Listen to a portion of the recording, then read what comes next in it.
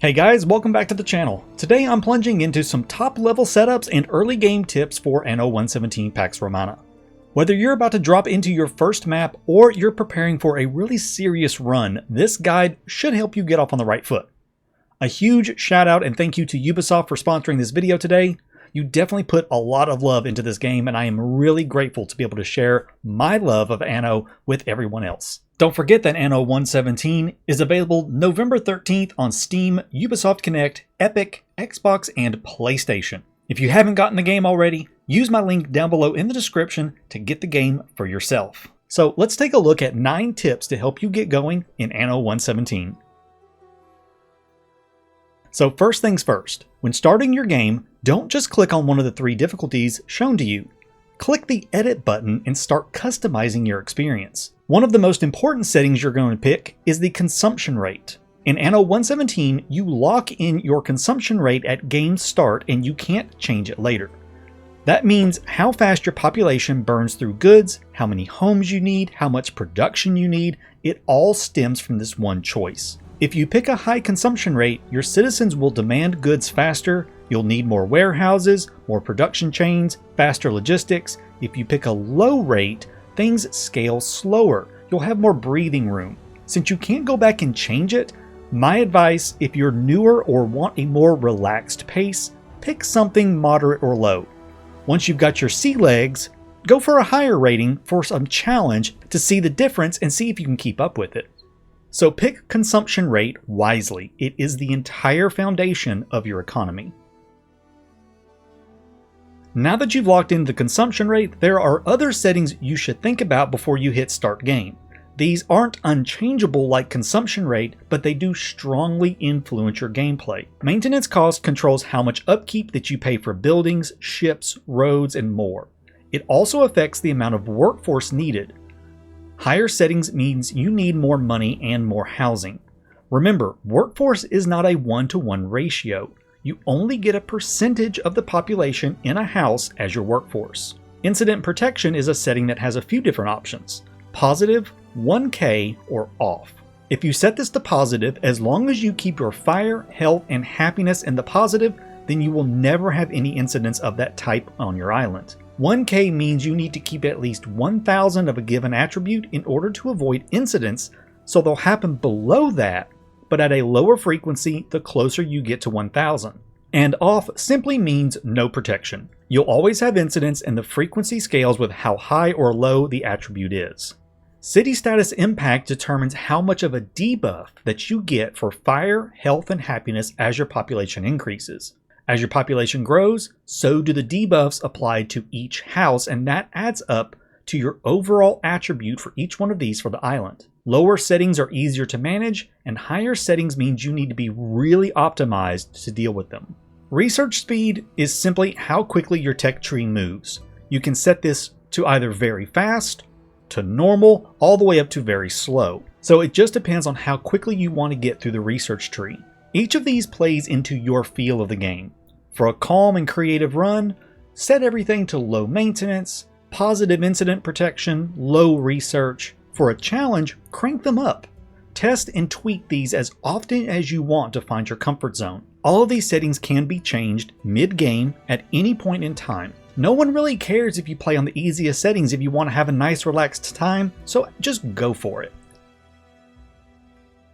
At game start, extra ships are free, so there's no reason not to use them. More ships means more capacity to explore, trade, and expand. I like using the trade fleet that gives you 2 free triremes with 4 cargo slots each. If you're more combat oriented, grab the military ones. If you think this is cheating, just go with the normal flagship start. Oh, and always choose no starting harbor. You want to scout and find the ideal island for yourself. You can also choose your starting island workforce. The default is plus 35 Liberté on the island, and there's a technology for an additional 25 from the villa. So this would give you 50 free Liberté workforce on an island when you settle it. It's pretty nice to have that little buffer before you need to start building houses, so adjust this to wherever you want it to be. Pirates are highly customizable. They can start dormant and be activated later. Keep them off early to focus on building, then activate them once you're ready for a challenge. You can change all sorts of settings for their aggression and how often they raid. It's really nice with this level of detail on how you want to experience them. It's your pace. Don't let pirates ruin your early game focus if you don't want them to. Choosing which emperor that you play with does matter. Calidus leans more towards the military and infrastructure side of the game. He's going to be wanting things like concrete, troops, ships, and things like that. He also has various events that pop up, and depending on your choices in those events, you'll either gain or lose reputation with him through that as well. He is very, very Roman focused, very classical Roman focused. He's not going to want to see you do anything that is more Celtic oriented or goes against the laws of Rome. Julia is more religious and peaceful. She benefits more from cultural and trade-focused players. She's going to want things like amphora, wine. She might ask for one unit on occasion, but it's really rare. She also isn't as negative about having more Celtic traditions in Albion. Choose the one that's going to fit your playstyle. It will really shape all of your bonuses and your diplomacy. Of course, if you don't like who you choose, you can always do something about that later at the point of a gladius. You don't have to start with AI opponents. You can add them mid-game whenever you're ready. Start solo to learn the systems. Then if you want to, introduce rivals later on for some competition. It's a flexible, player-friendly system. This gives you a huge amount of room for expanding and getting yourself set up and comfortable first. Or you could do something fun like start in Latium and then have Ather Yorgwin in Albion. He never leaves the Albion region, so you can build up a mighty empire in Latium and then go conquer the Celts like a true Roman. Or you could do the reverse. You can start in Albion and choose Dorian, who never leaves Latium. There's lots of possibilities here, and it's a really, really nice quality of life feature. Island fertilities matter for your patron deity. Different islands benefit different gods. Think of fertility as a hidden synergy with your deity bonuses. Start on an island that aligns with your chosen deity, then expand to one that complements its resources. Balancing fertility and deity choice will maximize production efficiency and growth. For example, I like to start on an island that has flax and murex snails. I like to go to Minerva for early game knowledge boosting, and she boosts toga production, which those two are a part of. Later on, I like to look for grapes and olives on an island for a Ceres island.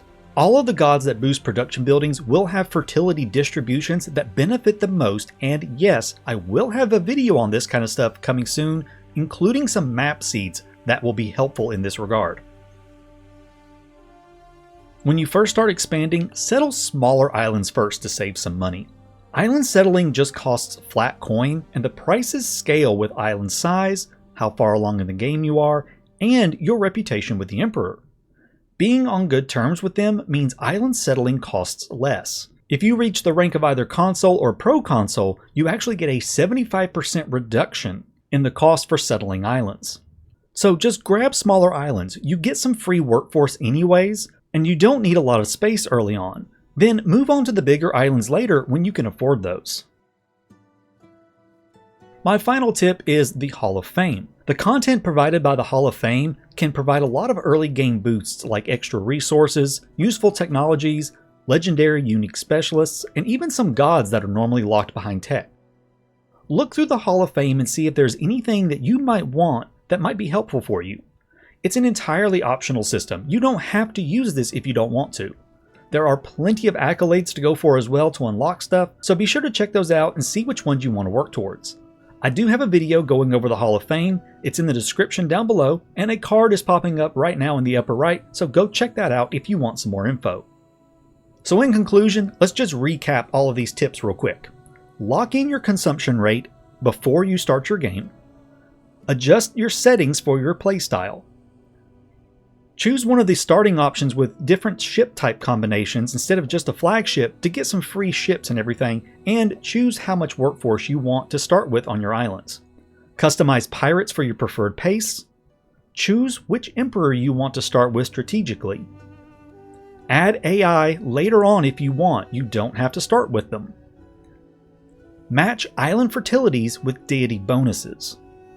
Settle small islands first, and be sure to use Hall of Fame boosts if you want a little bit of a head start to get you going faster. I hope these helped, and I hope it gave you some good ideas and everything for getting into Anno 117. If you like this, be sure to hit the like button and subscribe for more Anno content. May your aqueducts be long and your trade routes profitable. Y'all take care, and I will see you in the next one.